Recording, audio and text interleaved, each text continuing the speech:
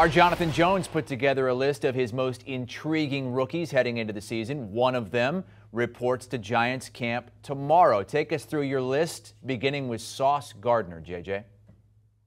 Oh, listen, you have a name like Sauce, you are going to be intriguing. I want to watch you. And so Sauce Gardner now going to, of course, the Jets camp, and he's going to be a guy who, this is a Jets defense, right, that finished last in so many categories. They had the third fewest interceptions last season, so he has to come in and make an instant impact. He's a guy who at Cincinnati didn't allow a touchdown and 1,000+ reps out there. And so I am so excited to go out there. I'm going to see him in person in a couple of weeks, but just to hear the camp reports out of New York with Sauce Gardner and how he's matching up against Zach Wilson, that's another part of it, is how is he going to look against a second-year quarterback who absolutely needs to look good here in his second year going into it with all the controversy surrounding him both on and off the field. We look next to Ike Ekwonu out of NC State, the hopeful future left tackle for the Carolina Panthers. This is a position that the Panthers have not been able to nail down, Chris,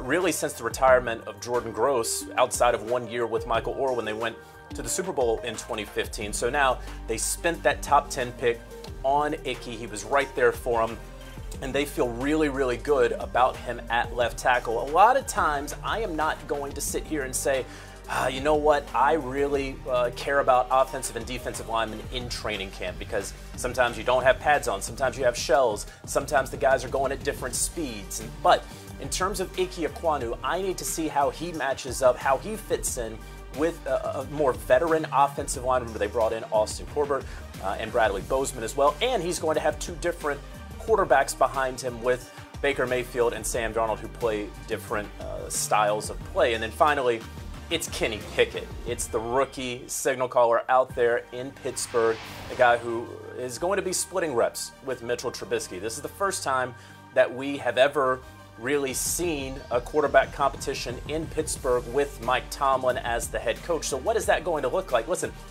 there are many ways to skin that cat during a quarterback competition. All reports right now are that Mitchell Trubisky has the leg up on Kenny Pickett. That's to be expected. A former top 2 pick, a guy who signed with the Pittsburgh Steelers, got the playbook early on. So yeah, he should have the leg up on Kenny Pickett. But how is Mike Tomlin going to divvy up these reps for these two quarterbacks? Is he going to give the majority of the ones, all of the ones, to Mitchell Trubisky? Is it going to be a day-to-day sort of thing where, okay, Mitch, you get the ones today, Kenny, you get the ones tomorrow? And I know that Mason Rudolph is sort of involved there. I feel like if you're the Pittsburgh Steelers, you know what you have in Mason Rudolph. At this point, you need to see what you can get out of Mitch Trubisky, who you signed to that 1-year contract back in March, what you can get out of the future of the franchise that you hope in Kenny Pickett. So that how those reps are going to be divided is so fascinating to me from one of the best coaches in all of the NFL, and Mike Tomlin. Our NFL insider Jonathan Jones breaking news to Amanda Guerra, who did not know that there was actually more than one way to skin a cat. I feel like we should just get rid of the phrase. By the way, I said Sauce Gardner played for the Giants. I am so sorry that I said that. Amanda's going to edit that out for next hour. You just spoke of Pickett. You know, the only rookie quarterback really expected to see playing time this season. But there are other rookies involved in quote-unquote quarterback battles, right? Matt Corral in Carolina, Baker Mayfield, Sam Darnold. You mentioned those guys. The GM says it's a true battle, but what are the chances that Baker doesn't come out on top of this one? I really am expecting Baker to come out on top in this one. As soon as they made the trade and finally executed that trade for Baker Mayfield, I believe it's a fait accompli that he will be the Week 1 starter for the Carolina Panthers when they face, of course, his former team, the Cleveland Browns. You have a Sam Darnold who, yeah, he started out hot for the Carolina Panthers last year at 3-0, and of course, then his play fell off a cliff. If the Panthers really liked Sam Darnold, if they really believed in Sam Darnold, they wouldn't have done this dance with Baker Mayfield for over the last couple of months like they did. Obviously, the Panthers privately view Baker Mayfield as an upgrade at the quarterback position, certainly when he's healthy. And so, you know, they don't want to just say, okay, Baker, we're going to hand the keys over to you immediately. That's not how quarterback battles and competitions necessarily work. But I haven't spoken with anyone who believes that ultimately Sam Darnold is going to win what should be an equal playing field sort of competition there at the quarterback position. So expect Baker Mayfield by Week 1 to be the starting quarterback. How will Matt Rule ultimately divvy up those reps? when will Baker Mayfield go from the second-team reps to the first-team reps and hold on to that? Right now is anyone's guess, but the very, very good odds, really, unless there is an injury, tell me that Baker Mayfield will be the starting quarterback of the Carolina Panthers. And Matt Corral, it's going to be a redshirt year for him. They hope that they don't have to do anything with Matt Corral. And as far as Sam Darnold goes, well, what's going to be next for him if and when Baker Mayfield wins it? Panthers have no real reason to move on from Sam Darnold because he is due a guaranteed $18.85 million in guaranteed money. And so if another team comes calling at some point in the preseason or during the season up till the trade deadline, they have a fantastic asset on their hands that they don't have to do anything with. Browns moving on from Baker Mayfield, maybe prematurely. Browns rookies reporting to camp on Friday. We don't know what's going to happen with Deshaun Watson, how many games he's going to be suspended for. What is the absolute latest on that situation as we near the start of training camp now? Yeah, I checked around with multiple sources earlier today, Chris, about the Deshaun Watson hearing. Of course, last Tuesday, the briefs from both sides were due to the arbitrator, Judge Sue L. Robinson, and so really, it's anyone's guess when she is going to make her decision. This is not a position that she has been in before. This whole sort of flow chart of where it goes to arbitration first, and then it can go back to Roger Goodell if there is an appeal. That's new in the CBA that was signed 2 seasons ago. And so this is new territory where everyone can hope. The Cleveland Browns can hope to have some sort of resolution today or tomorrow. Deshaun Watson, the NFL, everybody can hope that. But it's really up to Judge Sue Robinson here. And so because of that, we don't really know when we're going to hear her ruling. And I was told the hope still is by training camp. The Cleveland Browns would love to know what the suspension will be, if he's even suspended. Of course, she heard all of those sides, both Deshaun Watson, the NFL, and the NFLPA, of course, in Deshaun Watson's corner, making sure that his due process rights were followed several weeks ago. And so where we stand today is waiting on the judge to determine whether or not Deshaun Watson violated the personal conduct policy. If she finds that he did not, he will not be suspended. There's not going to be any sort of appeals recourse for the NFL, and he will be able to join the Cleveland Browns in training camp and play week 1. Everyone I talk to finds that difficult to believe. There is a suspension that is expected from folks that I talk to on a number of sides of this, and so is it going to be 4 games, 6 games? We know the NFL, of course, was pushing for an indefinite suspension of at least a year.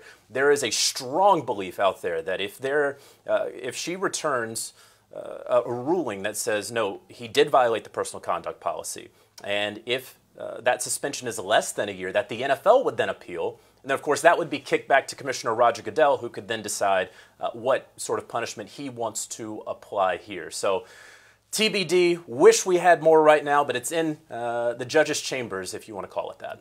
If and when Watson is suspended, JJ, then you look to the Browns' quarterback depth chart. What does it look like with starter and backup? At starter, it's going to be Jacoby Brissett. I have to believe that the Cleveland Browns are prepared to go into week 1, play the first month at least of the season with Jacoby Brissett as their starting quarterback. They have Josh Dobbs there. I don't know that they're going to feel extremely comfortable and confident if Jacoby Brissett were to go down with an injury early on in the season to go ahead and throw Josh Dobbs in there. Right now, I think the Cleveland Browns are standing pat, because if they get information back that Deshaun Watson is going to be suspended for at least a season, I absolutely believe the Cleveland Browns will target some sort of veteran quarterback. I don't know that they really have the resources via draft picks to go do that, considering what they have recently given up in order to get Deshaun Watson.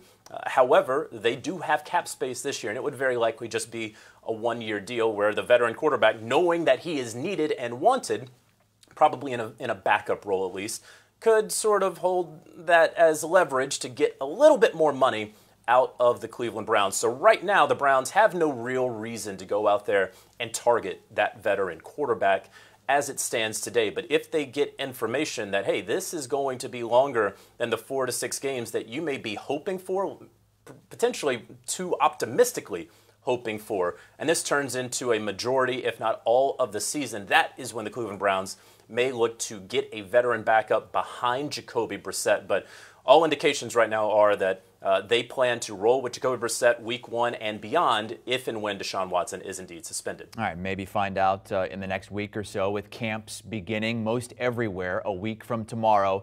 Take us through your list of potential, in some cases, likely training camp holdouts. Yeah, we don't really see that many holdouts anymore because of what the CBA was reworked to do. Basically, if you are on a rookie contract, you can hold out and you could be fined $40,000, but you and the club can work out and get those penalties reduced. If you are a veteran, if you are not on your rookie contract, it is very difficult to hold out because you are getting fined $50,000 every day, and those fines do not get rescinded. So you look at Jesse Bates. Well, he's a veteran. He was franchise tagged, but he hasn't signed the tag. He's not under contract. He is letting folks know, and his representation letting folks know that he's not going to show up to training camp. So we're going to see. Is it possible that he doesn't play under the tag this season? You hear that sometimes from guys, and then you hear about the regret later on, certainly from Le'Veon Bell very recently.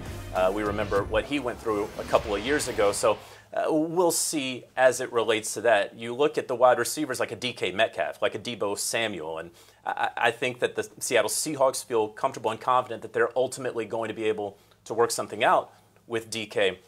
All things have been quiet in San Francisco with Deebo Samuel. Maybe he doesn't show up early on. You know, it's going to be very interesting to see how that plays out. One name, one veteran that I don't know a lot of people are talking about, Robert Quinn, the pass rusher with the Chicago Bears. He's a guy who, you know, he signed a big 5-year, $70 million contract a couple of years ago with the Bears. Well, the guaranteed money has now run out, and he just put in a second-team All-Pro season there. But, of course, that was with the previous regime. Now they have a new GM in Ryan Poles, a new head coach in Matt Eberflus.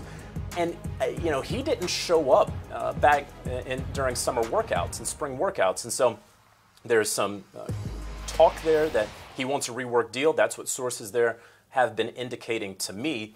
The Chicago Bears don't feel, you know, all that juiced about giving another contract and more guaranteed money to a pass rusher coming off a fantastic season, but albeit at his age 32 season. And then, of course, the precedent that may set where he has 3 years left on his deal after playing it in just 2, a deal that they didn't give him. So that's going to be something to monitor. Where does Robert Quinn, who absolutely wants another bite at the apple in terms of big guaranteed money when he signs somewhere, is he going to get it in Chicago? And if he does not, will he hold out in order to get a trade from a team that probably isn't going to be all that competitive this season? Training camp's beginning in earnest in about a week, but we do have rookies beginning to report for several teams this week and a couple today. JJ, I'm going to put you on the spot here. Biggest storyline for the rookies reporting to camp? Biggest storyline for the, I mean, they better listen to the vets. They better make sure, hey, you need to carry those pads. That vet tells you something, you better go do it. Now, the one piece of advice I'll say, if they try to stick you with the dinner tab of $40,000, say, no, we are not doing that. But listen to the vets. Keep your ears open. Keep your mouth shut. Learn something, young rookie, because if you want to be in this league for a while, you need to keep your mouth shut at least in your first training camp. Get that duct tape ready. Going to be taping them to the goalpost like they did back in the day. Jonathan Jones with us here on CBS Sports HQ as a few rookies begin reporting to camp today. Rookies for the Bills and Raiders. We're ramping up now. Will Brinson, Ryan Wilson, John Breach on the very latest Pick 6 podcast, answering your fan mailbag questions. Those are always fun pods. Do you want a sports network that delivers everything that matters about the game? The highlights, the picks, the instant analysis, no yelling, no fake debates, no politics. Hit the subscribe button and never miss a moment.